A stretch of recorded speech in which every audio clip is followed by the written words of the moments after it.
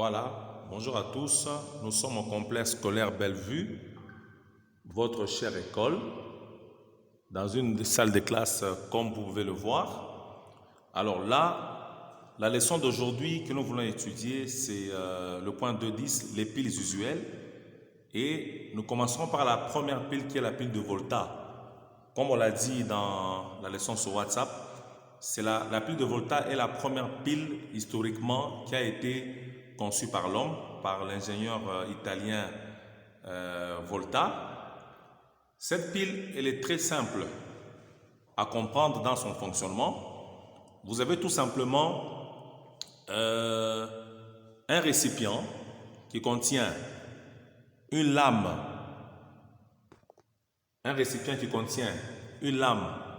de cuivre et une lame de zinc, les deux qui plongent dans une solution d'acide sulfurique.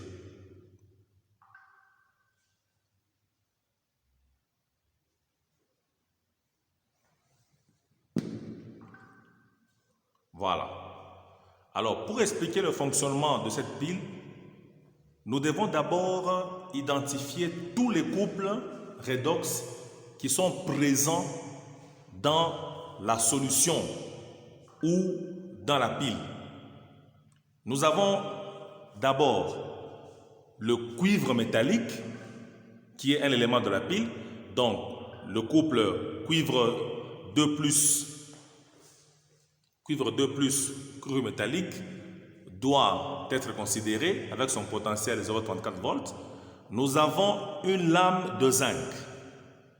Naturellement, on doit considérer le couple Zn2+, zinc métallique avec son potentiel normal de moins 0,76 volts. Nous avons les ions H+ en solution et ils engendrent naturellement le couple H+, H2 avec son potentiel de 0 volts. Nous avons les ions sulfates qui sont en solution. Naturellement, ils vont donner naissance au couple sulfate-persulfate. Et chaque fois, je mets les demi-équations de chaque couple avec les potentiels à côté. Tous ces potentiels et ces demi-équations, vous pouvez les retrouver naturellement sur votre tableau périodique. Alors, nous devons aussi identifier qui sera cathode et qui sera anode entre les deux lames, le cuivre et le zinc. Dans une pile, nous savons que l'anode, c'est la borne négative et la cathode, c'est la borne positive. Et ici, quand nous regardons le cuivre et le zinc, nous remarquons que le zinc a un potentiel de moins 0,76 volts et le cuivre 0,34 volts. Naturellement, celui qui a le potentiel inférieur, celui qui va donner les électrons, à celui qui a le potentiel supérieur. C'est ainsi que dans notre pile, le zinc va se comporter en réducteur, va lâcher les électrons, et le cuivre va se comporter en oxydant, va capter les électrons. C'est ainsi que le zinc ici, ça sera notre borne négative, ça signifie la source d'électrons. Les électrons vont quitter le zinc pour aller vers le cuivre. En fait, nous aurons la situation suivante. Le zinc ici, le zinc va se dissoudre en libérant les ions Zn2+, et les électrons, comme les électrons ne peuvent pas circuler dans l'eau, dans une solution aqueuse, ils vont circuler à travers le fil extérieur pour se retrouver du côté borne en cuivre ou du côté cathode. Voilà donc ce qui va se passer lorsque la pile va commencer à fonctionner. Le zinc va va se dissoudre en libérant les ions Zn2+. Au même moment, il libère les électrons qui circulent dans le circuit extérieur à travers le fil et le voltmètre pour se retrouver du côté de la lame de cuivre qui est la cathode. Examinons maintenant le fonctionnement à la cathode. Qu'est-ce qui va se passer à la cathode? À la cathode, comme vous pouvez le voir, vous avez des électrons qui arrivent. Donc, ce sont les ions qui ont besoin des électrons qui vont aller vers la cathode. Et selon les couples que nous avons identifiés au début,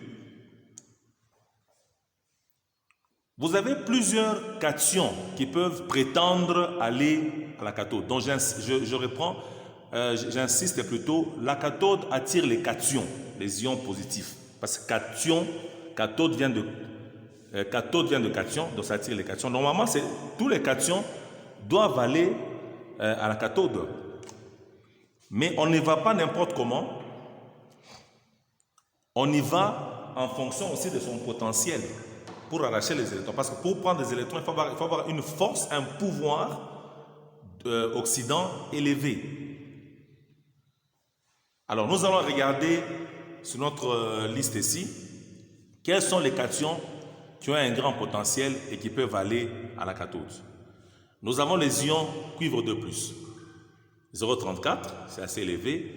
Nous avons Zn2+, c'est inférieur. Donc, même si les ions Zn doivent aller à la cathode, ils ne seront pas les premiers à capter les électrons parce que leur potentiel est inférieur. Vous avez les protons, 0, oui, c'est normal. Et vous avez les ions persulfate. Mais remarquez que dans la solution, il y a des ions qui n'existent pas. Même s'ils ont un potentiel élevé de capter les électrons, mais ils n'existent pas. Vous avez par exemple ici, vous n'avez que les protons et les ions sulfate et les ions Zn2+, qui sont libérés par le zinc.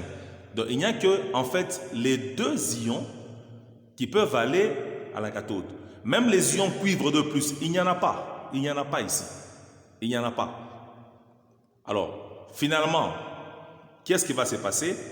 Les ions cuivre n'étant pas en solution, eh bien, cette réaction n'aura pas lieu. S'il y avait des ions cuivre en solution, eh bien, c'est cette réaction-là qui devait être la première. Ainsi, nous disons ceci, la réaction du cuivre 2+ qui capte les électrons pour donner le cuivre métallique n'aura pas lieu, mais c'est cette réaction qui aura lieu tout simplement parce que les protons sont en solution. Les ions cuivre sont absents. Étant absents, eh bien, les protons en profitent pour capter les électrons à leur place. Les ions persulfate, ils ont un potentiel élevé, c'est vrai, mais il n'y en a pas. Il n'y en a pas en solution. Donc, cette réaction ne peut pas se dérouler à la cathode. Donc, nous retenons ceci à la cathode, dans la pile de Volta. Ce sont les protons qui captent les électrons et produisent l'hydrogène gazeux. Les ions cuivre n'étant pas en solution, eh bien, leur réaction n'existe pas, tout comme les ions persulfate.